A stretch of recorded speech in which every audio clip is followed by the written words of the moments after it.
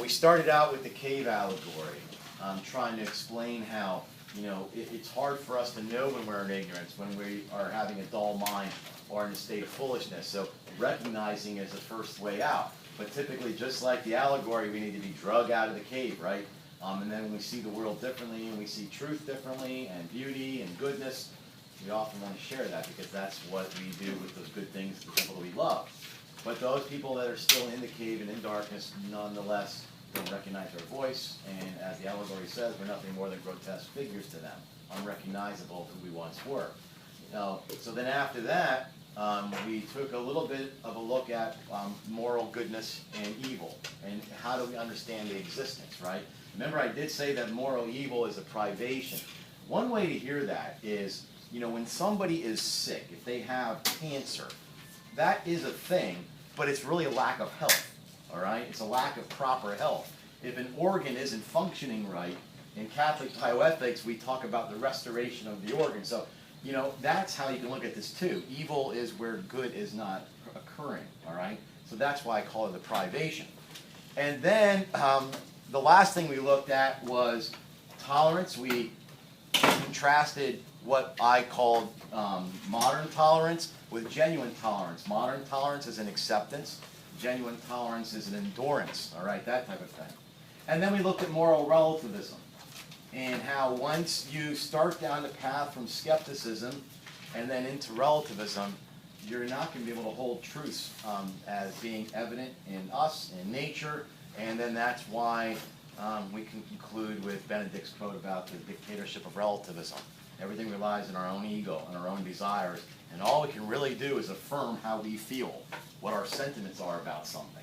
So this is something different. I haven't done this with classes in the past, but this is a good summation, all right? So I'm trying to think now, how can I bring it back all together? In other words, if moral relativism and modern tolerance brings us a certain place, let's recognize what that place is and let's crawl out of it, all right? See where we can do it. So that's why I'm just calling this towards happiness and the culture of life. And by happiness, I don't mean, me eating pizza, because I can eat pizza breakfast, lunch, and dinner 7 days a week.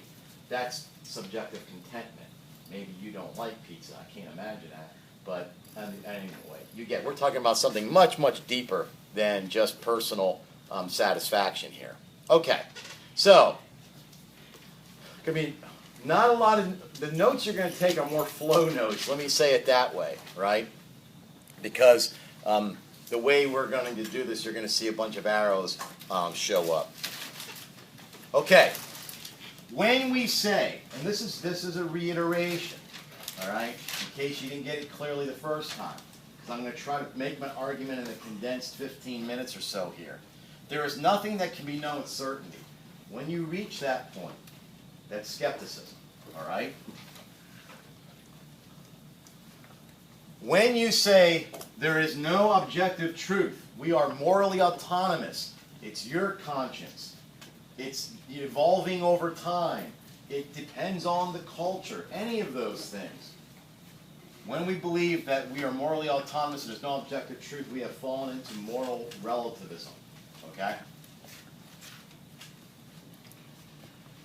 When we say that because we really can't know, and I really believe that you and I are both morally autonomous, the only logical conclusion is that, well, you must have your truth, and your judgments must be true, and my truth and my judgments must be true. Even if they're in conflict, we're just going to say that they are both valid. So you have no other recourse than to fall into the understanding of modern tolerance when we say, I have to accept what you believe, and you have to accept what I believe. We can no longer make strict judgments of each other. And if we can't make strict judgments based on truth, goodness, or beauty, then morality's done. And truth is totally incoherent. I think I used that in another phrase, okay? So look, this may not be a perfect progression, but it's not that bad. Skepticism to moral relativism, and then you accept modern tolerance, okay? I'm just trying to show, and hopefully not too superficially, I'm trying to show the path that this stuff leads down. So what are some of the fruits of this, right? Let's just try to make an assessment of our culture. When we've accepted these three things, skepticism, moral relativism, and modern tolerance, it's going to lead to confusion. Confusion about our morality, confusion about truth, confusion about the existence of God. We're going to have a hard time wrapping our minds around that. It's not going to fit the paradigm that we accept. You're also going to fall into temptations of nihilism. Does anybody know what nihilism is? It's almost like total destruction of the self. There's nothing there. You can't know truth. Beauty's in the eye of the beholder. You fall into an existential crisis. It's almost like a blasé type of misery, and it's not necessary. This is a modern phenomenon, all right? This usually gets attributed to, Friedrich Nietzsche after that, right? The God is dead prophet. It is not, well, my point of it is if this is where we're starting to form as a culture, it's not necessary. It has not always been that way. Remember I said, just because you grow up in a particular generation, don't get under the assumption that things have always been this way. They have not. And they don't even really exist that way, obviously, within the church, but the church is sort of a counter-revolution to what's going on. It's literally a depressed state. There's no hope. Nothing's going to work. Doesn't matter what I do. So what do you do in this state? You go after self-pleasure. You have to mark your success in terms of money. This is why people have affairs. Nothing is satisfying them. They don't no longer find satisfaction in goodness and truth. So you find pleasure. You have to mask everything by your pleasure and by the desires of your own ego. Again, we're going back to Benedict and what he said. This stuff is all under the current, too. This is not always conscious to us as a people. What happens here, and this is my criticism of the electronic media that we all have access to in our phones and our laptops and our iPads, isn't that they are evil. They're not. But they are really destroying our ability to self-reflect. They're sucking up all of our time. And we're no longer a people that can sit down and think about where we're at in our world. Those questions even kind of seem silly to some people. All right? So when all these things then happen, what you really wind up with is we have cultural death. Are we experiencing a cultural death? We know, even just think in terms of education. What are we passing on? Are we just learning new things? I mean, is this the transmissions of truth that have existed since, recorded history, which has always been what education has been. It's an heritage that gets passed on. We get caught up in technology. Technology is not education, all right?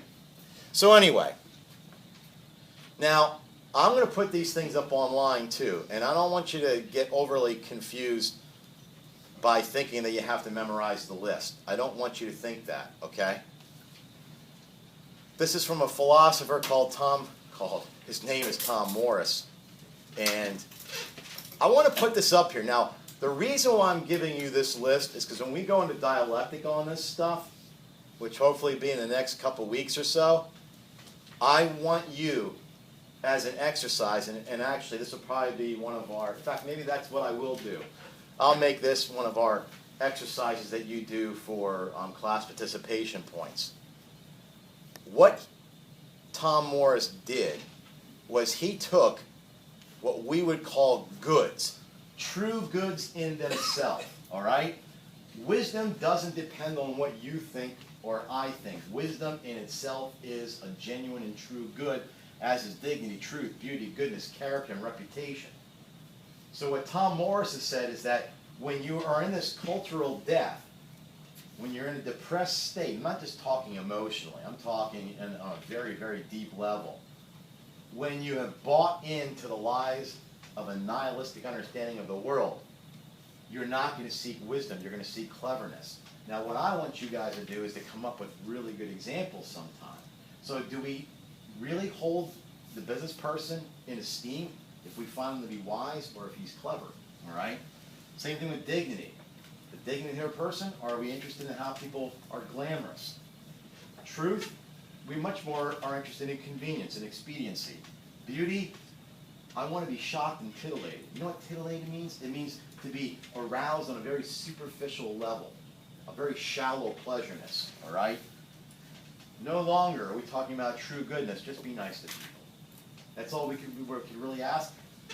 As far as character, I'm more interested that you have a great personality rather than a great character that needs to be challenged and built over time. And a reputation, which is the sum of all of your life experiences and actions.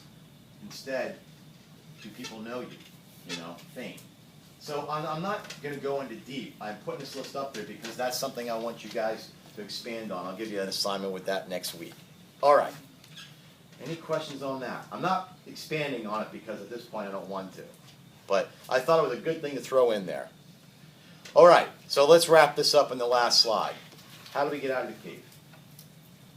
If the previous slide shows how we've exchanged counterfeit goods for true, genuine goods, and the slide prior to that kind of just gives a real skeletal view of how we've come to this cultural depth that we're heading to.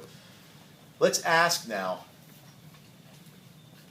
why is it not possible to accept that eternal things can be known with certainty? I can know what love is. See, if you're in a nihilistic state, you can't even really love somebody else. It's not possible. That doesn't exist. All you can really do is look at them and appreciate what they give to you. Are you there for my pleasure? That's why using somebody is the opposite of love. That's why sex outside of the conjugal marital embrace can never be loving somebody, no matter what a person says. You should just be saying, I have sentimental feelings, or this makes me feel good. That's the best you can really do, all right? So we believe that there are beliefs that are true, and we can justify those beliefs, not empirically. Don't fall into that trap. The greatest things in our lives are not proved in a laboratory, all right?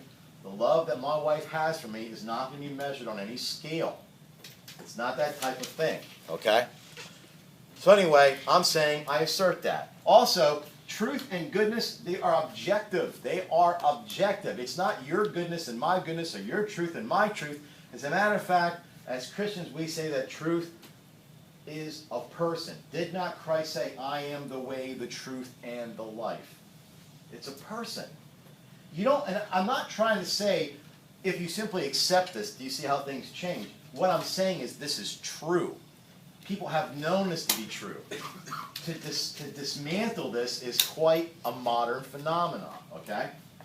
So in other words, we can have moral certainty. We could make judgments. Remember, we don't judge the people, we judge the actions, okay? Also, evil exists in the world. Remember modern tolerance? We live in a pluralistic society. But modern tolerance says, I have to accept your judgments, your goodness. And I'm saying it is not your goodness or your judgments. There are true judgments and goodness. And we recognize it exists in the world, but we never, ever accept it. It's genuine tolerance. I will endure this evil either if someone is unwilling or if I'm unable to overcome it. Okay? This gives us a much different path, right? Justified true belief combined with moral certainty and genuine tolerance is a different path than the previous one. All right? These things also give us different fruits. This is the peace that the world cannot give. There's no happiness in things. Don't we know that? But yet we strive so hard for it. But yet we know it. I mean, and how do you know this? Every time you have wanted something for your birthday or for Christmas and you have, I want. How satisfied were you a week later? Just admit it to yourself. You were excited in the moment. You might even be glad to have it. But that excitement did not last. The anticipation and expectation and the desire, the covetousness, we can use that word, was actually more than the possession of it. All right? So what we're going to see how this speaks to us as a human person. If there's nothing in this world that satisfies us, it's because we're not built for this world. We're just sojourners. It's like being on vacation and not having everything that you need. You might enjoy your vacation, but there's something to going home. We're not home. All right? This is the reality of us as human people. All right? Also, and it's not just genuine tolerance, it's all of these things. All right? I'm not just springing off of that. is hope. Hope is not everything's going to turn out great. Hope, and you don't need to know the definition now, we'll get into it, is the firm expectation in a future possible good. There is a good ahead of me. I will place my hope in that good. My ultimate hope is beatitude with God. You can have hopes now to be in a college, to fall in love with somebody who's going to share life and love with you. These things are future and they're possible and they're goods, but they are not goods if they are not objective goods. You don't want to hope just simply, to get an A on a test. I understand, yes, that's what you would like, but that's not the same thing we're talking about. That's based on other things. Because a person doesn't study and doesn't pay attention in class and says, I hope I do well, that's not really using the word properly, right? So we're understanding that there is hope for us in the world, even if there is evil among us, all right? We don't have control over all of that. And happiness. And happiness is not what makes you happy and me happy. Happiness is true, ultimate contentment. You heard Mr. Zach Ware, the seminarian, talk about, I don't know if this class did, but some periods asked him, is there anything he thinks he's going to miss by becoming a priest?